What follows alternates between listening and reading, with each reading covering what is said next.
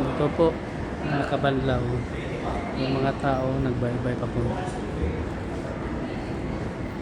Kaya, nandito tayo sa may Quezon. Quezon train station. Ito po yung ano nila mga kabanlaw. Ito po yung station nila dito na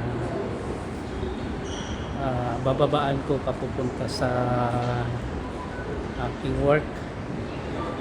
So ito po kabanlaw, kailangan may card ka dito kasi hindi ka makapasok kung wala kang card. So dito ka mag top up, maglagay ng card mo for access. Ito, mag top up ka kabanlaw. Yan, pasok na kabanlaw, dito tayo. So